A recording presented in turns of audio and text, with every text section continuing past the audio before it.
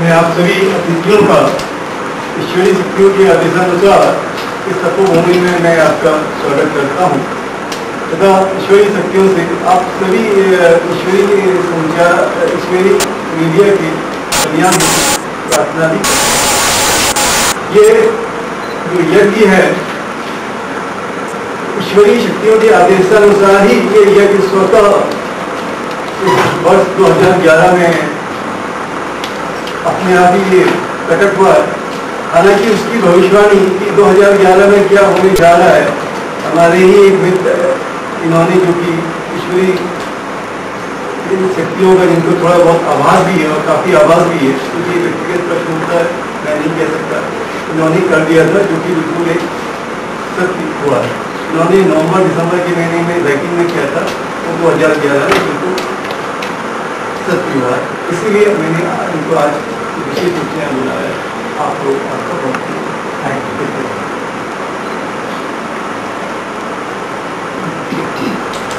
तो जानते हैं कि विश्व के सभी देशों, United Nations Organisation, European Union, Commonwealth, African Union, महान भारत इत्यादि सभी देशों को हम लोग निमंत्रण भेज चुके हैं। और कई जगह से जिन देशों को हम निमंत्रण नहीं दे सकते हैं और उनको हमने प्रेस कॉन्फ्रेंस के माध्यम से हम संबोधित कर रहे हैं।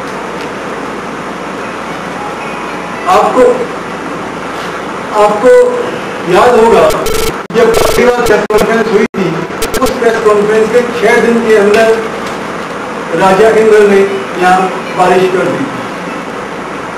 बारिश करके सब लोगों को एक भीषण गर्मी से राहत दी, अपनी सेनाएं हटा ली और हटाने के बाद पहला ईमेल ईश्वरीय शक्तियों को सम्मान करते हुए उन्होंने मुझे भेज दिया था।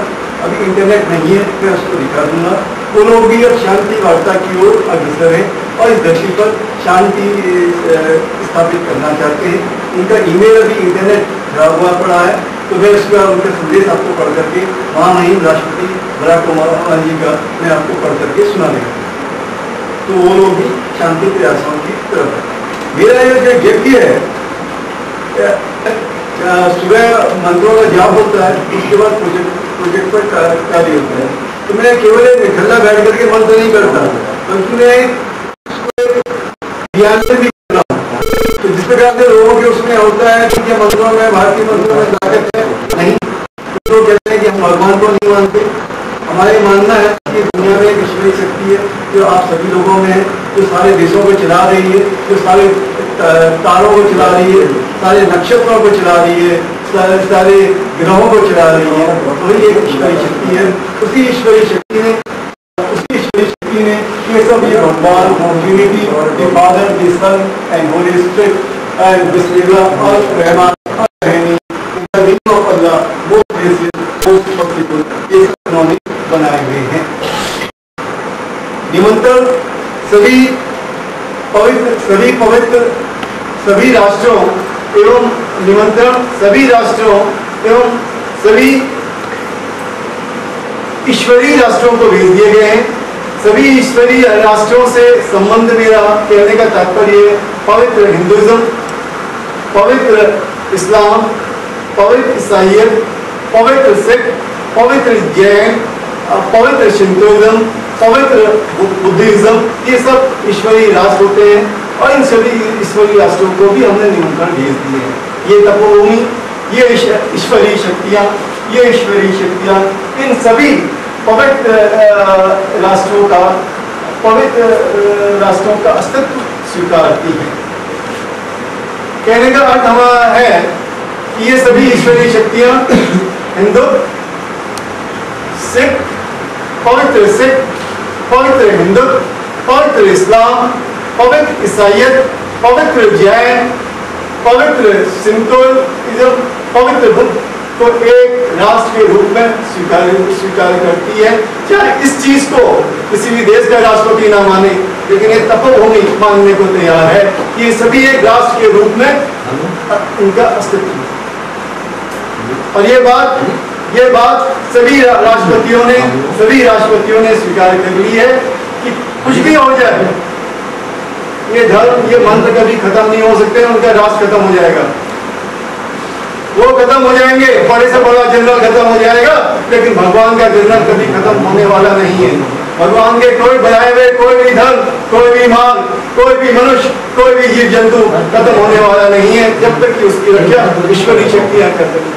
ये मेरा अनुभव है और ये सभी व्यक्तियों का अनुभव है कि ईश्वरी शक्तियां इतनी सर्वशक्तिमान है कि जन्म में भी आप लोगों की रक्षा कर सकती हैं और जन्नत में भी आपकी रक्षा कर सकती हैं। अगर जन्नत का राजा भी आपसे नाराज है, वो भी ईश्वरी शक्तियों के होते हुए आपका कुछ भी नहीं बिगाड़ सकता। ये एक बहुत बड़ा ईश्वरी शक्तियों का गुण है। इसका साक्षात ईश्वरी शक्तियों का साक्षात ईश्वरी शक्तियों का की ताकत का एहसास भगवान श्री कृष्ण ने राजा इंद्र को करा दिया था कि आपकी ताकत भी कुछ नहीं है। मैं इस तपोभूमि के माध्यम से राजा इंद्र को कहता हूँ, राजा इंद्र से प्रार्थना करता हूँ कि यदि राजा इंद्र विश्व के सभी राष्ट्रपतियों से मैं न केवल राजा इंद्र बल्कि नरक के राजा धर्मराज या सभी देश के राष्ट्रपतियों से मैं सभी देशों के राष्ट्रपतियों और अत्याचारी व्यवस्थाओं से मैं कहता हूँ कि यदि आप अपनी व्यवस्थाओं पर जनता का आप कल्याण नहीं कर सकते तो अपने वहां से सत्ता छोड़ दो, सत्ता छोड़ दो। ईश्वरी शक्तियां इतनी ताकतवर है कि पूरे ब्रह्मांड का प्रबंध करने में सक्षम कर देंगी, सभी तक संपन्नता पहुंचा देंगे। तो यही हमारा कहने का तात्पर्य है। अब दूसरी बात,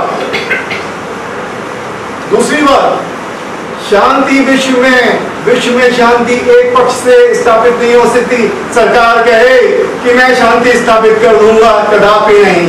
जब तक कि अंडरवर्ल्ड जो धरती के नीचे का राजा है और अन्य सोचें, इसमें माओवाद, नक्सलवाद, कैपिटलिज्म, कम्युनिज्म इत्यादि जब तक शांति की स्थापना पर नहीं आएंगे तब तक ये शांति इस धरती पर स्थापित नहीं हो सकती है। चाहे बड़े से बड़ा राजा, बड़े से बड़ा राष्ट्रपति, बड़ा से बड़ा प्रधानमंत्री तो नहीं प्रयास कर रहे। इसीलिए दूसरे पक्ष का जिसका मेरे पास एड्रेसेस अवेलेबल थे, एड्रेसेस मेरे पास थे, इसमें तालिबान या उन ईमेल जितने मेरे पास थे उन सबको मैं निमंत्रण भेज चुका हूँ और बाकी सब लोगों को निमंत्रण भेजने के लिए मैंने ईश्वरी मीडिया को बुलाया हुआ है। अभी एक ईश्वरी मीडिया को थोड़ा सा आने में विलम्ब हुआ है। हमारे जो कबूतर होते हैं वो उनका संबंध लोग से होता है, वो अभी यहाँ थोड़ी देर बाद में विराजमान होने वाले हैं। और खरगोश धरती के नीचे बांध बना करके रहता है, दिल में रहता है, वो भी यहाँ आने वाला है।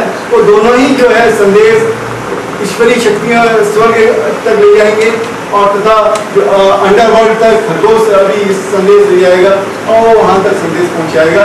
और मेरी आप लोगों से विनती है, क्योंकि आप लोग भी ईश्वरी मीडिया के आप अभिन्न महत्वपूर्ण सदस्य हैं। आप लोगों से भी मेरी प्रार्थना है कि आप लोग भी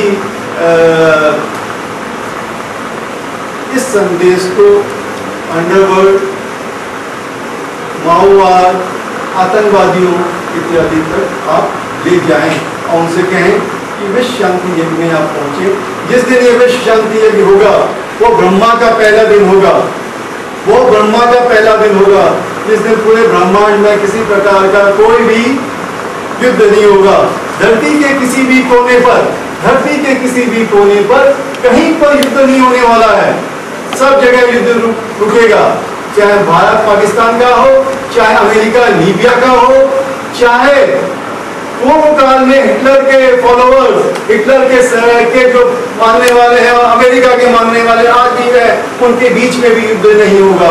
और किसी भी प्रकार का किसी भी धर्मों के बीच में जो युद्ध कराने की सरकार की नीति रही है वो भी नहीं होगा। आपको जान धर्मों ने इस को आशीर्वाद दिया है, सभी महान धर्मों ने आशीर्वाद दिया है का अर्थ होता है कि उनके धर्म ग्रंथों में जितनी सुराएं हैं, जितने श्लोक हैं, जितने शक्तियां हैं उन धर्मों ने आकर के इस दिन 6 मई 2011 को अक्षय तृतीया के दिन आशीर्वाद दिया है। तो इसका अर्थ है कि उनकी पूरी ताकत भी यहाँ पर आई हुई है और उनकी पूरी ताकत भी ये कहती है कि विश्व में आप संपूर्ण विश्व में आप शांति की स्थापना करें। आप खुद देखें, इस किसी भी फोटोग्राफ में किसी भी कोई देश का प्रतिनिधि है? आप खुद देखिएगा, सारे धर्म के लोग यहाँ पर मौजूद हैं, सारे धर्म के प्रतिनिधि मौजूद हैं। तो क्या इसमें कोई किसी देश का कोई प्रतिनिधि है? नहीं, ये सारे धर्म जो है ईश्वरीय राष्ट्र मानव निर्मित राष्ट्रों से ऊपर है और उनसे ज्यादा पवित्र है।